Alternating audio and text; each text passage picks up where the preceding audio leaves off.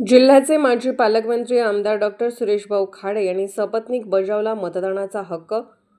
सांगली जिल्ह्याचे माजी पालकमंत्री तथा आमदार डॉक्टर सुरेशभाऊ खाडे यांनी आज सपत्नीक मतदानाचा हक्क बजावला। मिरज शहरातील ब्राह्मणपुरी येथील मतदान केंद्रावर आमदार डॉक्टर सुरेशभाऊ खाडे व त्यांच्या पत्नी सुमनताई सुरेश खाडे यांनी शांततेत व उत्साहपूर्ण वातावरणात मतदान केले। यावेळी मतदान केंद्रावर आवश्यक त्या सर्व सोयी सुविधा उपलब्ध असून प्रशासनाकडून सुरळीतपणे मतदान प्रक्रिया पार पाडली जात असल्याचे चित्र दिसून आले। मतदानानंतर प्रसार माध्यमांशी बोलताना आमदार डॉक्टर सुरेशभाऊ खाडे यांनी लोकशाही व्यवस्थेत मतदानाचा हक्क हा अत्यंत महत्त्वाचा असून प्रत्येक नागरिकाने हा हक्क आवर्जून बजावला पाहिजे असे मत व्यक्त केले। लोकशाही अधिक बळकट करण्यासाठी व सक्षम पारदर्शक प्रशासन घडवण्यासाठी सर्व मतदार बंधू भगिनींनी कोणत्याही दबावाला बळी न पडता निर्भयपणे मतदान करावे असे आवाहनही त्यांनी यावेळी केले।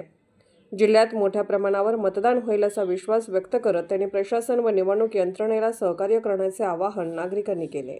मिरज उपवाड महानगरपालिकेच्या शेवटच्या टप्प्यामध्ये मतदानाची प्रक्रिया सुरू झालेली आहे।